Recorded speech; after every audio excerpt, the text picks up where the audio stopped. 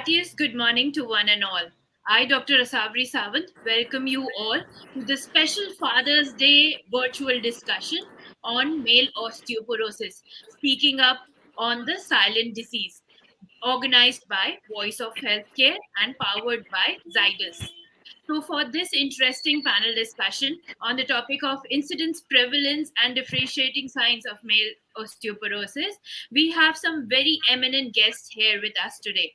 Please let me welcome Dr. Shubhang Agrawal, who is the Director and Robotic Arthroplasty Surgeon at NASA and Herb Super Speciality Hospital, Jalandhar. Welcome, sir. I welcome next Dr. Ashish Chaudhary, who is the Director and Head of Orthopedics, Joint Replacement and Spine Healthcare Super Speciality Hospital, New Delhi. Welcome, sir.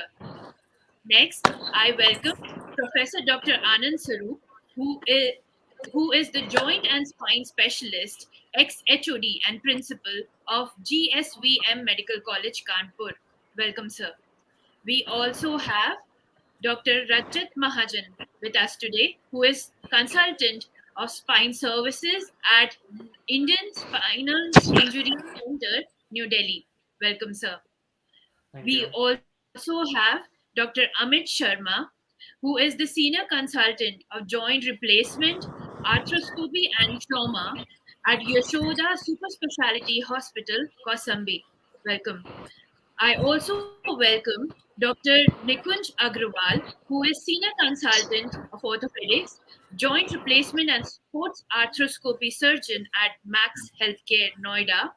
Dr. Nikunj would be joining us very shortly. We also have Dr. Ram Kinkar, the Chief and HOD of Orthopedics and Joint Replacement at Artemis Hospital, Gurgaon. He will also join us very shortly. Dr. Amit Sharma would be leading this session for us today. So now I hand it over to you, sir. Thank you, Asavri. Good morning, everyone, and wish you all a very happy and healthy Father's Day.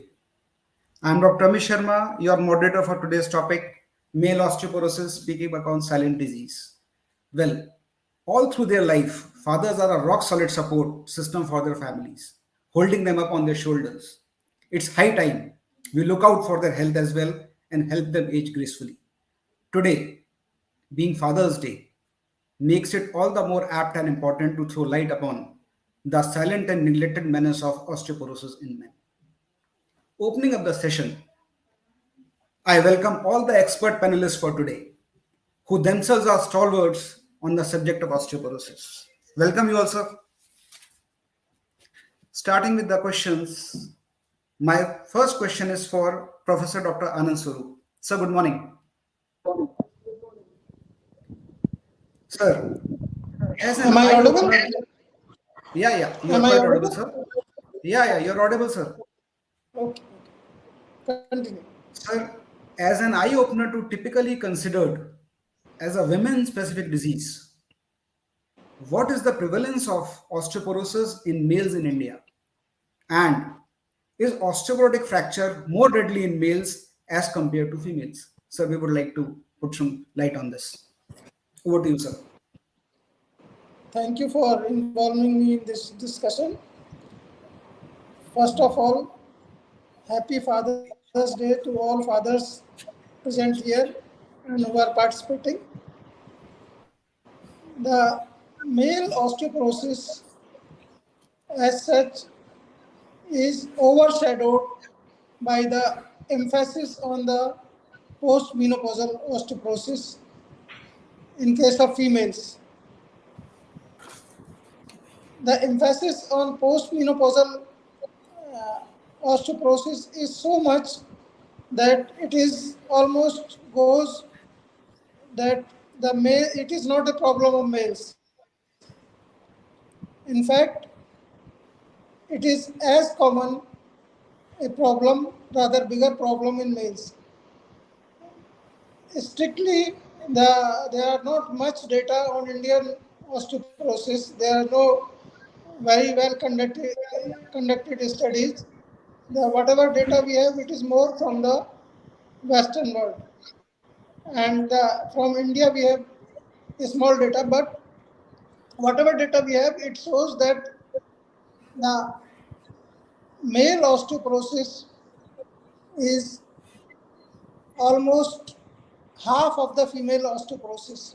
Strictly, if we go by the definition of the osteoporosis, but the osteopenia, which is low bone mass, the osteopenia is more common in males than the females, to the extent that it is almost double. Osteopenia is more double. The incidence of osteopenia is double in males than the females after the age of 50. And so, and the susceptibility of fractures is more in case of males, almost 1/3 more than the females. The cause of it are still to be ascertained, but it is most likely because of the more activity and more exposure to the injury. So that's all. I think the incidence is, that's all. Thank you, sir. Thank you, sir. Thanks a lot, sir. Sir, your last point was very well taken. Males ज्यादा घूमते हैं घर के बाहर, इसलिए ज्यादा चोट लगती है. ये तो this is a fact, sir. Females समझ के रहती है, इसलिए कम चोट लगती है. Point well taken, sir. Dr. Ramkinkar Jha has not joined in up till now, I suppose. So, my next question is for Dr. Shubhan Agarwal. Sir, good morning. Morning. Yeah. Sir, as every disease has some modifiable and non-modifiable factors, some factors are in our control and some are not in our control. Sir, what are the modifiable and non-modifiable risk factors of osteoporosis that people need to be made aware of so that they are careful? Over to you, sir. So, thank you and happy Father's Day to all of you. So, the most important modifiable risk factor in a male, I feel, is physical activity.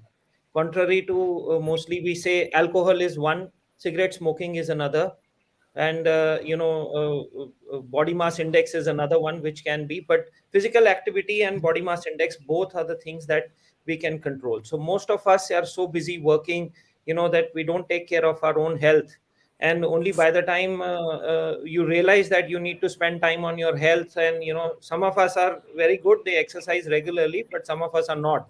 Even as doctors, if you don't exercise on time, you don't exercise regularly, osteoporosis will set in.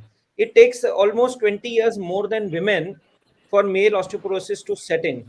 But with a family history, if you know that there is osteoporosis, so the most important modifiable risk factor for a male would be to start exercising. So lack of physical activity is one. Then of course is alcohol intake. So alcohol intake, excessive alcohol intake definitely leads to osteoporosis. Cigarette smoking, again, nicotine causes damage to bones. And then is body mass index. Again, if you're obese, if you're overweight, not either you gain height, which is not possible, or you lose weight. And if you get the ideal body mass index, then the absorption is good. The non-modifiable risk factors are usually, number one is age. You have no control on it, and if the body has to age, all of us have to age gracefully. And if if the age is something which you cannot control, so that's one non-modifiable. Then again, in non-modifiable risk factors are testosterone levels that go again related to age. As they decline post 65, the male menopause between 65 and 70, we say andropause. The male menopause is andropause, where the testosterone level goes down. So that's one non-modifiable risk factor. Semi-modifiable risk factors will include the body mass index, which is partly under your control for exercising, and good diet.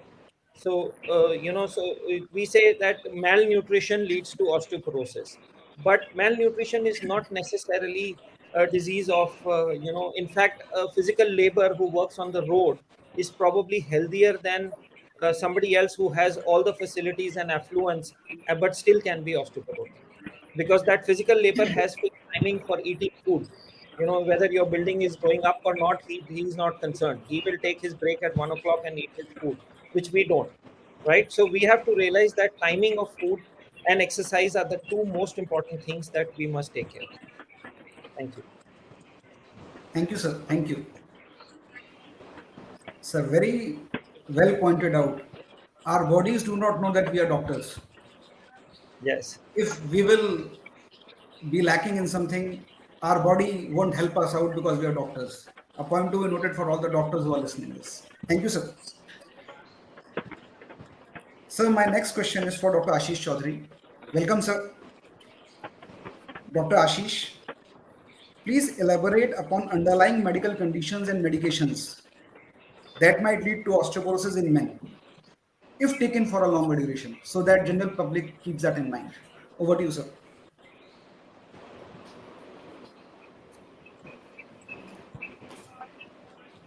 Sir, you have to unmute your mic.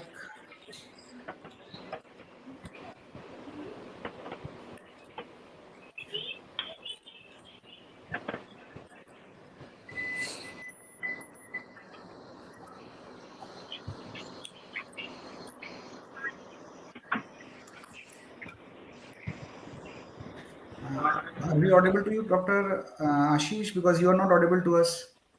You are not audible to us.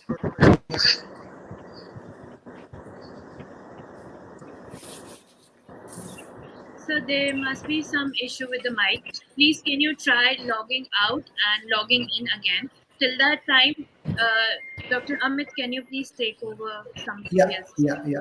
So we can move on to our next question. Most of the time, diagnosis of osteoporosis is made only after a person sustains fracture. By that time, it's too late. How to catch impending osteoporosis early on? My next question is for Dr. Rajat Mahajan. Sir, when should a flag of suspicion of osteoporosis be raised in elderly men?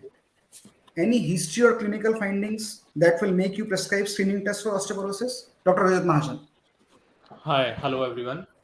So the screening for osteoporosis is generally recommended in elderly men over the age of 70 years. But in some persons, this screening should be done early. For example, as you said earlier, those who have a history of fragility fracture or of fracture that occurs after a minor trauma, those are the patients in whom the screening should be done earlier.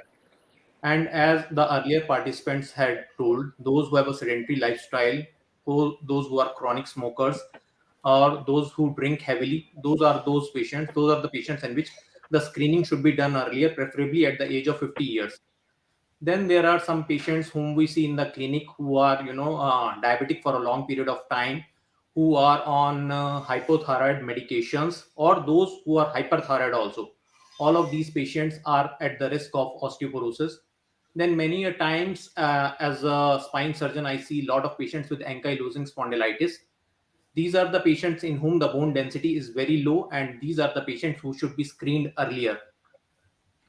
Then as I deal with the spine, I see a lot of patients with a spinal cord injury. These are the patients in whom the osteoporosis sets in early, because these are the patients in whom they are not able to walk and they are not able to function. So in these patients, the osteoporosis sets in early. All those patients who have chronic conditions, in which the bone metabolism can be affected. For example, any GI disease which can lead to malabsorption syndromes in which the vitamins and minerals are not, getting absorbed properly, or all the patients with the kidney diseases also, in which sometimes there can be hyperuria and all those things. All of these patients can have low bone mineral density as compared to the other patients. So all those patients who are having any chronic diseases, they should be screened earlier. And the normal patients and the normal persons also, normal males also, they should be screened at the age of 70 years for osteoporosis. Okay, Dr. Rajat Mahajan, very nicely explained. I would like to add that as orthopedic surgeons, we tend to treat only fractures. We have to be on orthogeriatric side also. We have to treat the frailness of the older persons also. Because as the person walks in our OPD, if he's with a hunchback, he has lost some weight, if we prescribe some osteoporotic tests and everything, maybe we can catch on early and maybe he won't sustain a osteoporotic fracture. Very true. Thank you, sir. My next question is for Dr. Nikunj Agarwal. Dr. Nikunj, what are the screening tests for osteoporosis? Are there any male-specific tests that you would prescribe? And what's the gold standard for diagnosis of osteoporosis? Over to you, Dr. Nikunj. Thank you, sir. Thank you for the question. I hope I'm audible. Yeah. So, as Dr. Mahajan clearly stated out, there are many risk factors which gives us an idea that patient may be suffering from osteoporosis, which may include low basic BMI or risk factors including smoking, alcohol, and other which have been described before. Now, once we get the suspicion of osteoporosis, then it is imperative that we do some screening tests. And the most gold standard screening test which is recommended is a DEXA scan, which is dual energy DEXA scan to measure the bone mineral density.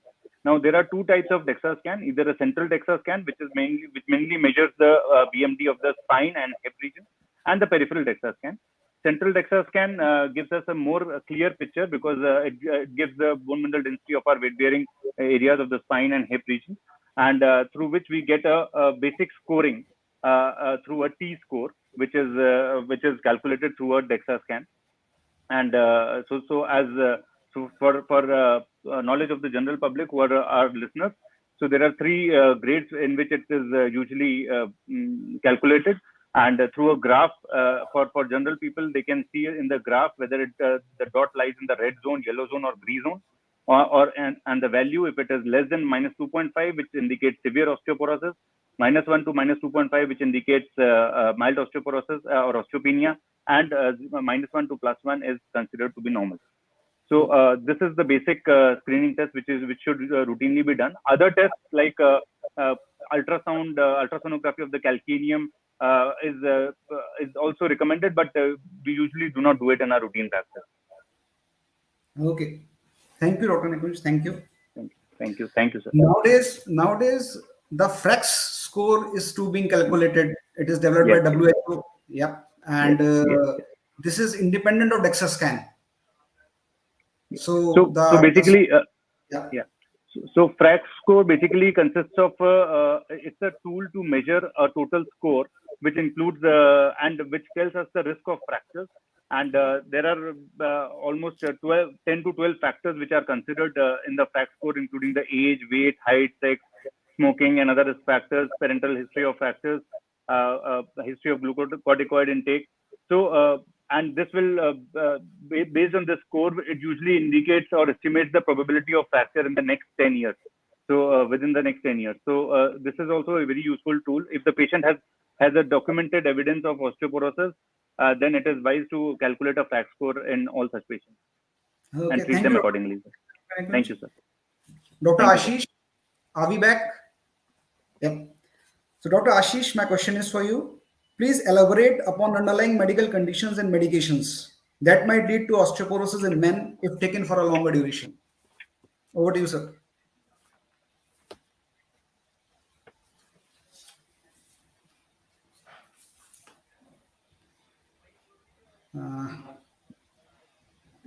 Your mic is still not coming up, Dr. Ashish.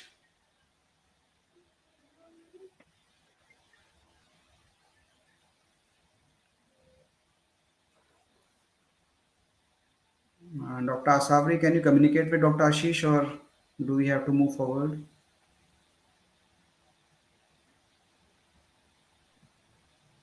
Dr. Ashish, we need to check if your system has proper input enabled for the audio. Okay, till the time you get it checked, sir, I request you, Dr. Sharma, to please take over somebody else. Okay, so Dr. Ramkinkar Jha has not joined in. He'll be there with us shortly, hopefully. Okay, so the question which was pertaining to him, should we leave it, or should I be putting it on and answering it? So you can ask it to some other panelist, or you can answer yourself, whatever suits you. The question directed to Dr. Ramkinkar Jha was, why does osteoporosis, in spite of being a skeletal disease, affects males and females differently? And what are the different type of osteoporosis? So From 50 years onwards, the physiological changes that occur in females are quite different from those that occur in males. Females have a menopause and there is a rapid depletion of hormones, which makes them very susceptible to osteoporosis from 50 and onwards. But after the age of 65 years, the degeneration of bone, the speed of the degeneration of bones in males and females are equal. So after 65 years of age, the risk factors for osteoporosis and osteoid fractures are almost same for males and females. The myth that we have that osteoporosis is a female's disease might hold true till 50 to 60 years of age. But after that, the speed of osteoporosis is more in males and the probability of a mortality after osteoporosis fracture is 2 times higher in males than in females. Now, coming up on the second question, what are the different types of osteoporosis? There is primary osteoporosis, which we all will have. It's not a disease, it's a physiological process of degeneration of the bone. That is primary osteoporosis. And secondary osteoporosis is due to various secondary factors which already have been elucidated, which can be Dr. Ramkinkar has joined in. Sir, good morning. Hi, good morning. Am I audible? Sir, you are absolutely audible and you have helped me out. And welcome to the talk. Should I put on a question for you? Yes, sir. Yes, sir. Yeah, please.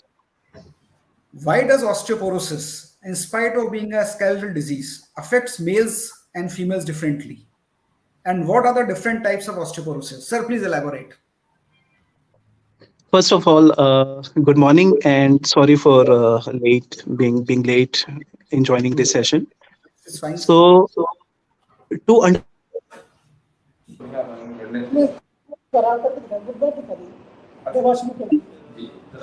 bone maturation and the skeletal growth must be first understood.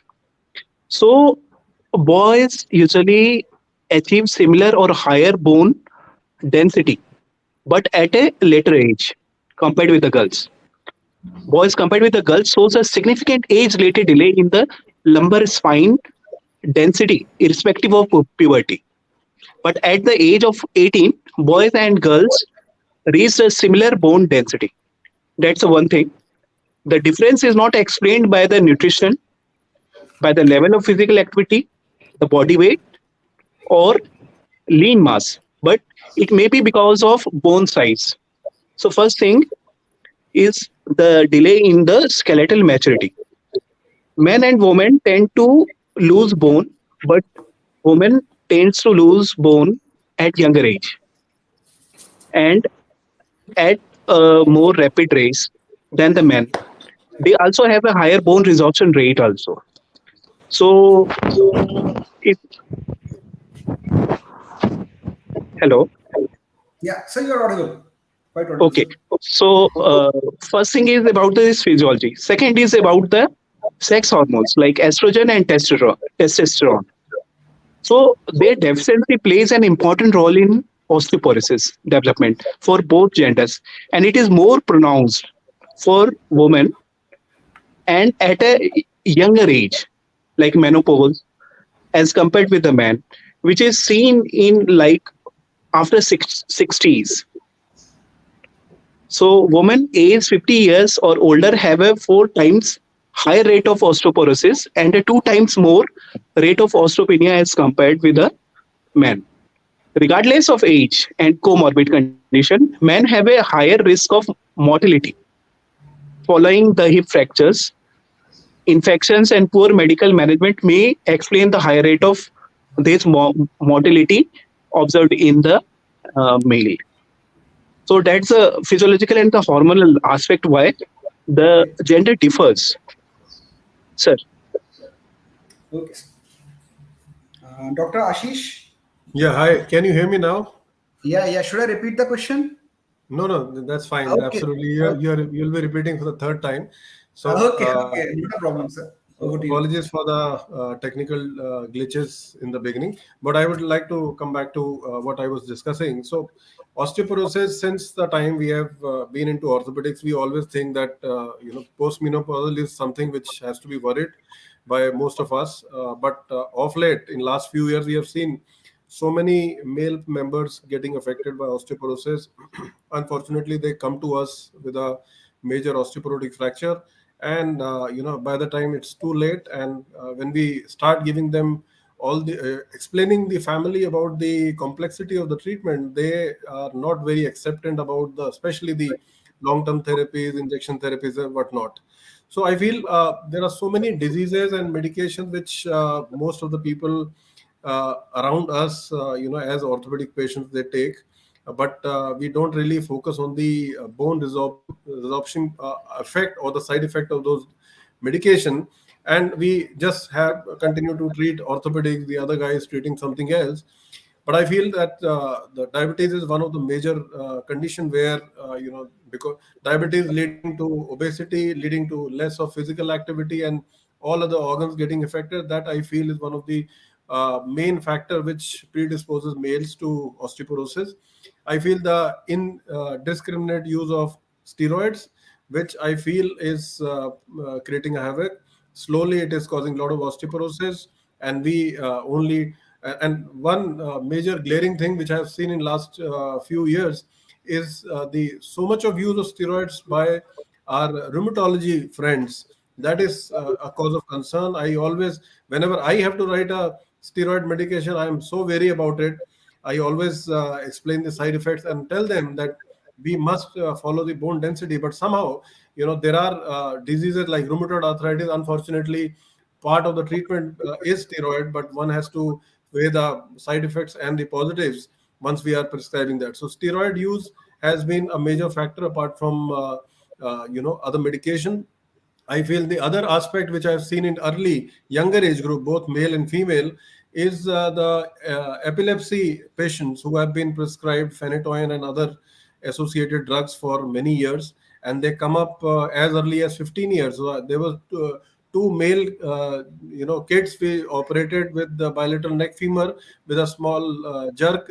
They sustained bilateral neck femur because of indiscriminate use of or long-term use of the phenytoin related products. So these are the major factors. But yes, anticoagulants like heparin and warfarin can also, over a long-term usage, predispose to male osteoporosis. And the other medical condition, I feel the commonest which we see all around us is the people who are on dialysis. They suffer from hyperparathyroidism leading to osteoporosis. That's something which we see very commonly. Liver and kidney chronic diseases, they are predisposed to osteoporosis. Plus, if we talk about the Crohn's disease and ulcerative colitis, which are inflammatory bowel disease, that usually they don't come to us, but whenever they come to us for an orthopedic thing, that's something which we should be worried about, and we should always give them a roadmap how to prevent any eventuality. Unfortunately, the prophylactic and preventive measures are not looked upon very seriously in this part of the world. But I think it's time that we should start focusing on the bone health and the bone density, and DEXA scan, what you call it, or a screening, large mass screening of the gentlemen, the elderly population, should be the way forward for all of us. And the general public should at least once in a year, after say 50 to 55 years, they should start getting the screening done. So that's a message for the general public which they can take back home. And COVID has last 3 years, we have seen so much of sedentary lifestyle and immobility, and all those people who are suffering from chronic diseases, they have not been able to exercise, they have not been able to control, they have not been able to visit their doctors to get a good control. So that's also is causing an issue. So I hope that this should be, that this list is very long, but these are the common conditions and medical problems which usually also predispose to osteoporosis. Thank you. And rampant use of steroids during pandemic. That too. Absolutely. And that pandemic of osteoporosis will come a year after, because Absolutely. steroids have been prescribed like anything in this pandemic. Yes. Thank you, sir. So my next question is for Dr. Ramkinkar Jha. Sir, am I audible to you? Sir, you have to unmute your mic. So it's unmute, I think. Am I audible, sir? Yes, sir. I have a question for you, sir. Yes. Sir, bone loss with age is a physiological process which cannot be reversed. But how Yes. can we prevent the disease of osteoporosis from setting in? And how can we prevent osteoporotic fractures? Please elaborate upon that, sir. Over to you. So first thing is lifestyle modification, like avoidance of smoking, alcohol, any substance abuse, and other things. Other thing is regular exercises. Engage in regular regime of weight bearing exercises in which bones and the muscles works against the gravity. Unlike swimming and other things, though it should be weight bearing exercises, and this might include walking, jogging, climbing, team sports, other things. So resistance exercises such as lifting weight and using the resistance machines are also important. And doctors should evaluate the exercise program of anyone already diagnosed with osteoporosis to determine if like patient having the high risk. So if patient is having high risk, what Dr. Ashish mentioned, different medical issues and other things, so we should be more vigilant and more vigilant in screening for osteoporosis also. So that would avoid complications of those osteoporosis. Thank you, sir. Lean and thin men are more prone to osteoporosis. They might be saved from other diseases, but lean thin mass, which in medical terms we call Yes. sarcopenia, can lead to osteoporosis. Thank you, sir. My next Thank you. question is for Dr. Shubhang Agarwal. Sir, what are the various oral medical therapies currently employed for treatment of established osteoporosis in males? Their common side effects and who should avoid them? The oral medical therapies. Sir, over to you. Okay, so thank you. So the thing is that if you see the bone, actually it's always in a state of flux. So the bone remodeling process is a continuous lifelong process with at a certain age, the bone formation is more and the resorption is less. And at a certain age, as you grow older, the resorption is more and the formation is less. So this process of bone formation and resorption is called as remodeling. When fractures occur, even otherwise under stress, strain, depending on your physical activity and other risk factors that we have all discussed, the remodeling process changes. So the treatment of osteoporosis, drugs can be divided broadly into two categories. So drugs that slow down the resorption means taking away of the bone, resorption of the bone, and drugs that increase the formation of the bone. So drugs that decrease the resorption of the bone are the ones that like bisphosphonates. They decrease the resorption. Estrogen replacement therapy in females. There are some tissue specific estrogen complexes that are available. Calcitonin, which is taken as a nasal spray. So in this, most of the common drugs that we can take orally are the nasal spray. I would count it as oral, taken intranasally. Yes. The salmon calcitonin, and then the other one is bisphosphonates, which can be taken either weekly or monthly. So most commonly used drugs are alendronic acid and ibandronic acid. Some people use a combination therapy, so which is ideal actually. So the alendronic acid can be taken once a week, 20 minutes before breakfast, and it can be combined with the vitamin D also. So alendronate will act on the anti-resorptive part, so it will decrease the resorption or the destruction of the bone at its surface. And the salmon calcitonin also plays the same role, but it is taken intranasally. It has to be taken one spray once a day into the nose. The common side effects for oral medications which are anti-resorptive are gastritis number one, especially with alendronic acid and ibandronic. Ibandronic can be taken once a month. But the side effect is that when you take it, then it can cause reflux, and reflux esophagitis happens. So you should sit down or take a walk when you take this medication 20 minutes before breakfast. And because it needs an acidic environment to get absorbed, that is why it has to be taken before food. 20 minutes after that, once the gastric juice the drug mixes with the gastric juice, gets absorbed, then you can take your food. So a common side effect is this. Then it has been said that a very long use or prolonged use of alendronic acid can lead to jaw necrosis. So sometimes it has even there are other side effects explained, but I think the benefits of a particular drug as compared to the side effects of a particular drug, they definitely have more benefits. So alendronic acid can be taken for up 6 months minimum and up to 1.5 years. Then come the bone building drugs or the anabolic drugs. So mostly you need calcium, enough calcium to be absorbed from your bloodstream, because you see bone is the biggest store of calcium in the body. And the moment any other organ, if your calcium intake in the nutrition or your diet is low, or if the calcium intake is adequate and the absorption of calcium from the intestine is low, then the blood levels of calcium, they drop. The moment the blood drops, calcium level drops, the calcium hemostasis mechanism comes into play, and then it will borrow calcium from the bone. After a particular point, the bone starts saying, "Kya re bhai, we can't give you any more calcium because we are getting very weak." Now that is almost up to 30-40% of the bone mass has been taken away, and then you will see hypocalcemia, which is purely nutritional. Otherwise, you will never see on a blood calcium level, you will never see hypocalcemia unless it is because of other factors.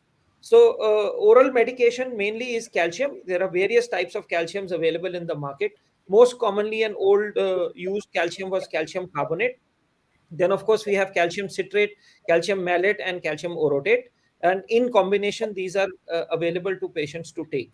The bioavailability of calcium citrate is quite high, and it does not need any timing because it can be taken with or without food, so absorption is good. The calcium carbonate preparations, they generally need acidic environment again to get absorbed, and so they have to be taken just after the food. That's what it is. Thank you, sir. Thank you, sir. A very important point made regarding blood calcium, sir. Because of the plethora of investigations the patients come to us with nowadays, they always come to us with a report of blood calcium.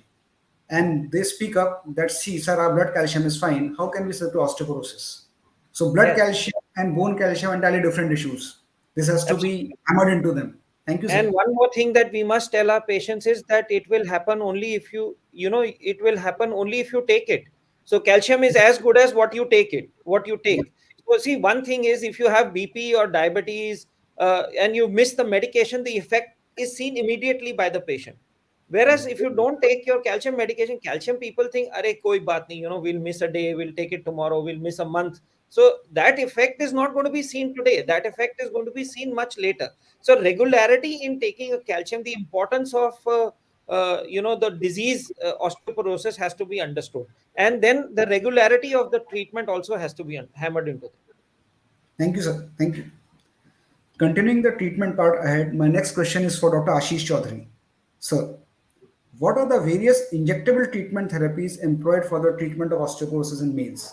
Their common side effects and who should avoid them? Over to you. So, sir, for osteoporosis, for common man, injection is total a big no-no. In fact, for the diabetes community, is struggling to find an oral alternate for insulin. That's why insulin is not so popular. But I feel that a public at large should be made to understand that if the osteoporosis has reached to a crisis situation where the oral tablets are not going to suffice, they should resort to the right injectable therapy. There are 2-3 options available. One rightly said by the previous speaker related to the bisphosphonate. So that's available in oral form as well, weekly, monthly tablet, and it is available in yearly injection also. So not everybody should be advised an injection therapy as an alternate to bisphosphonates, which are commonly given as oral tablets. But somebody who has got sustained a fracture, somebody who is admitted in the hospital and diagnosed with severe osteoporosis and is a good candidate for injectable bisphosphonate, that patient can be offered, okay, instead of taking a weekly medicine round the year, 54 or 55 tablets in a year, and you have to remember every week, this is a safer option. Just take one injection and then you are done for the year. So that could be one explanation which a patient can understand. Okay, fine, one injection and I don't have to worry about at least one tablet if he's on other medications as well. So that's one category of injections which can be offered to osteoporosis patient. The common side effects has already been reported, but yes, osteonecrosis of jaw and those atypical femoral fracture, those are very rare side effects. 1 in 10,000 maybe. And if the doctor is alert enough, they can always institute a drug holiday, whether the patient is on oral or IV supplementation. So that can be easily prevented. But the nausea, body aches, muscle pains are the common side effects which most of the other medication would have. The other injectable treatment is a daily dose of the hormonal therapy, which is the parathyroid hormone recombinant, which is available. Although it came up with a big boon, and it was prescribed left, right, and center by all the orthopedic surgeons and other endocrinologists. But the major problem was the compliance, because that has to be given a daily injection, just like insulin, and that has to continue for 1.5 to 2 years. So that became a major deterrent for the patients to take, and to make understand the attendants, and to maintain the cold chain. So these were the two factors which I felt that led to not that great success. Although the product is very beneficial, whosoever has did the compliance full, they have reported very good results, not only clinically but also on DEXA scan, which were improved significantly after 1 year. And the third category which I would like to mention is the monoclonal antibodies, which has come up very recently, and suddenly there is a huge amount of interest because the compliance can be much better. Maybe one dose in 6 months, and that can continue for 2 to 3 years. I think although the reported duration is more than 10 years, but unfortunately we don't have that kind of great follow-up with all those patients. But 6 monthly injection therapy seems to be a viable option. And if we try and screen the patients accordingly, and looking at the compliance, looking at other medical issues, and also seeing the medical conditions. So there are kidney problems. If somebody is having calcium metabolism is deranged, and we are giving teriparatide, it may not be a very good option, which may lead to hypercalcemia. That could be one of the significant side effects which can affect patient on a short-term basis. So that is something which we should avoid. We have to look for those patients which may get into a trouble by taking the injection therapy. But yes, a right candidate chosen for one of these three injectable therapy can be, a great reversal of osteoporosis, if I may say, a great amount of improvement. Patient can, who's lying on the bed can start walking with some kind of support. Who is walking on a support may go independent.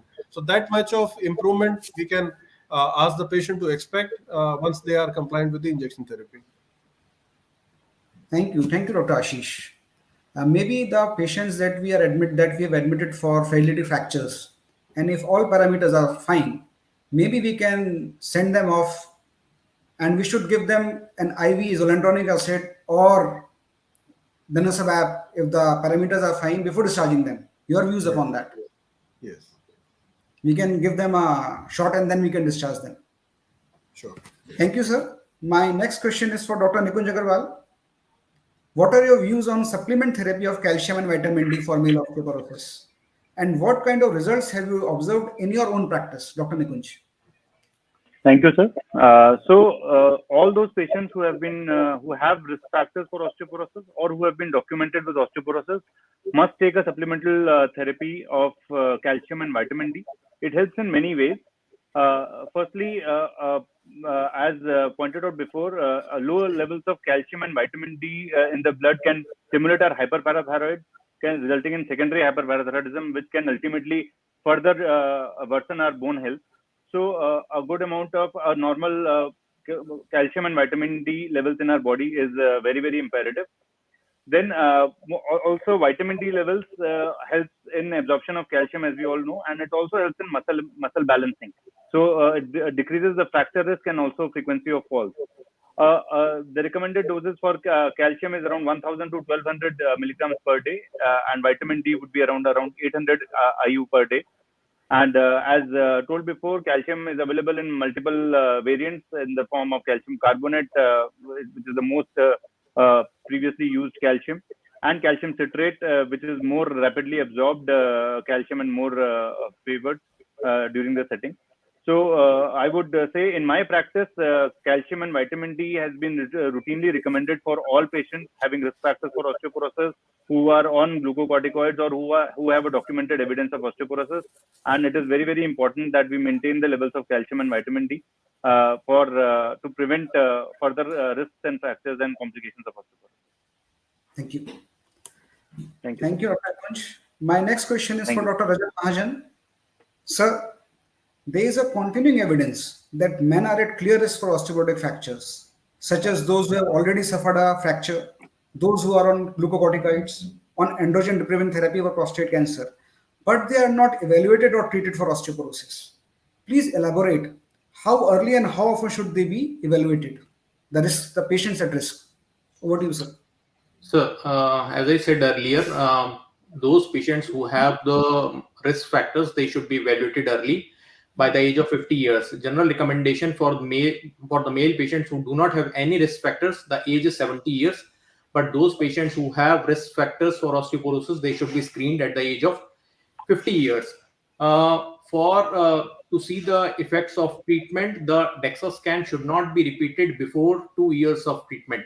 There is no point. I see many a times in my clinic that the DEXA scan has been repeated 6 months, yearly. There is no point in repeating the DEXA scan before 2 years. So WHO recommends the DEXA scan to be repeated not before 2 years. There is no recommendation for repeating the DEXA scan before 2 years. And those patients who have got the risk factors, they should be screened early by the age of 50 years. In women, the age is without any risk factors, the age is 65 years. In men without any risk factors, the age is 70 years. In men with some risk factors, the age is 50 years. Okay. Thank you, Dr. Rajat. Thank you. My next question is for Professor Dr. Anand Swarup. Sir, while there has been some progress in recognition of osteoporosis in men, studies have shown that almost 1/3 of hip fractures occur in men, and that men are twice as likely to die within a year of hip fracture. This implies that more work is to be done on that. Please suggest the steps necessary to limit the gap in male osteoporosis case. Over to you. Thank you. The first most important thing is the first realization that the male osteoporosis also exists, and it was emphasized on postmenopausal osteoporosis. So it should be emphasized that male osteoporosis exists. The people should be, the clinicians should be made aware about it. The general masses should be made about it, and it also be emphasized that not only it exists, it is quite common, and it leads to hazardous complications. So then the next thing is to assess, to conduct the surveillance or to conduct the research to know the exact quantum of the disease, because the studies, especially in our scenario, Indian conditions, are very dismal, on which you cannot build a long-term planning, and that osteoporosis should be recognized as a very common prevalent disease, or one can say that it is a future epidemic. In case of males, once it is realized that it exists, then the disease should be suspected more by clinicians in males also, and it should be treated more frequently. Suspected more frequently, diagnosed more frequently, and treated, or I will say that one should start little over treating it, then you can prevent so many fractures. The causes of fracture to me are, one of them is the activity of the person. The males are more exposed to the activity. so they are more prone for the fracture. And fracture, especially the hip bone fractures, are more common in males than the wrist fractures. If we see, the wrist injuries are more common in females, and hip fracture because of osteoporosis are more common in males. And the hip fractures are much more life-threatening than the forearm bone fractures. The other thing is, to prevent the fracture, the most important in fracture is the attainment of the peak bone mass.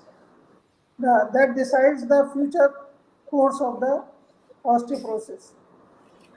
There should be adequate diet.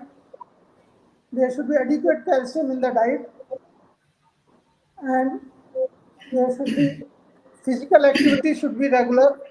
Physical activity is one of the most important and most neglected thing. It is the cheapest thing. It is, if we emphasize the activity not only increases the mass, it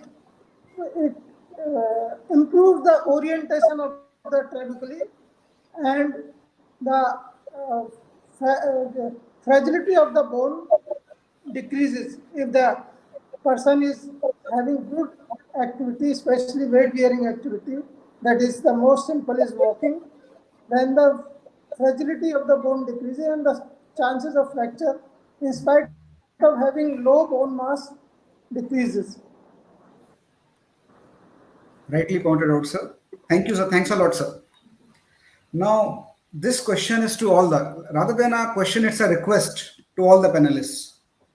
As male osteoporosis is not simply a disease related to aging, there are many conditions exaggerating bone loss from early years of life. On this Father's Day, what one quick take-home message would you give to all the males watching this episode for maintaining your healthy bones from early on? One by one, just one quick one-line message. Sir, I will start with Dr. Ramkinkar Jha. Sir, you have to unmute your mic. Sir, your mic is not... Yes, sir. Increase the level of physical activity, avoid smoking, avoid alcohol. Thank you, sir. Dr. Shubhang. Take care of yourself to take care of your family. So exercise regularly. Okay, sir. Dr. Ashish. Well, on the Father's Day, I would want that each and every father who is majorly the breadwinner of every family, they have to take care of themselves. I know, although the males, they remain fertile till they die, but they have to remain mobile to continue doing all the activities and shouldering all the responsibility what they have been bestowed upon. All the best to everyone, and happy Father's Day to one and all. Dr. Nikunj, from your side. Yes. So happy Father's Day to all the fathers, and I would tell all the children out there to make sure that that prevention is better than cure, and make their fathers do regular exercises and walk daily and prevent osteoporosis timely. Dr. Rajat Mahajan. Sir. Yes, happy Father's Day to all. And as all the kids know, the peak bone mass builds up to the age of 25 years. So this is the time you can build up your peak bone mass. After 25 years, it is just going to decrease only. So this is the time, the kids, you can do exercise, go for running. This is the time you can build up your peak bone mass. So up to 25 years, you have the time. After that, it is going to decrease only. And another point is to identify the osteoporosis early and treat it early. If you get a fragility fracture, then there is just, injections and treatment is going to be there. So identify and treat them early and catch them early. Dr. Anand Swarup, one quick message. Apart from all emphasized by other speakers, I would like to emphasize that the elderly males should be advised to cane as frequently as possible. This will largely reduce their fracture incidence. The cane helps a long way. This is my experience and this is my message to the masses. Thank you, sir. Thank you, sir. मैंने कहीं पढ़ा था sir, कहीं मैं बूढ़ा ना हो जाऊं, इसलिए मैं अब भी मन के कोने में कोई बच्चा रखता हूं. So we have to keep the kid alive. We have to be playful. That's the only way out of it. So summarizing whole of the event, anything else any of our experts would like to add up before winding up? Or I will sum up the content. Yes, you can do that. Go ahead. Okay. To sum up, it has been pointed out, sir. Only thing I want to add that we should have architectural modification in the living conditions, living area of our parents, so that there should be minimal steps, there should be support for walking railing, and there should be, the area should not be left dark in the night. There should be some light there in the night. So these all decreases the incidence of fracture. And the main problem of osteoporosis is the fracture. If we, apart from building bone mass, if we prevent fracture, that will help the life to large extent, their life to large extent. Thank you, sir. Thank you. To sum up, it has been pointed out very well by our panelists that osteoporosis is a silent raging pandemic, which is quite preventable if detected and treated early on. But awareness has to be built among public from grassroots levels. We as doctors, we are doing our bit, but solid policies and push from government side is the need of the hour. We are doing our bit, but everyone has to join us in. Dr. Aswari, do you want to join in? Sure. Thank you so much, Dr. Amish Sharma, for so expertly leading the session for us. I'd also like to thank all our eminent panelists for taking out valuable time and for staying Mike, with us for here today. Yes, am I audible? Yeah, Yes. you are audible, Dr. Aswari. Thank you so much to all our eminent panelists as well as all our guests for staying with us till the very end for watching this show. I hope good information was passed on to all the fathers and the males and the women as well in the community to take care of their fathers on this Father's Day.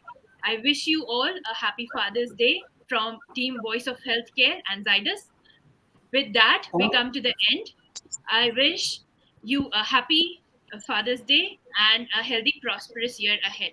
Thank you so much. Thank you, Aswari. On behalf of all the panelists, I would also like to thank the organizers, Voice of Health, for inviting us all to speak. And it's a topic which is close to heart. We are also growing old and we have elderly people at home.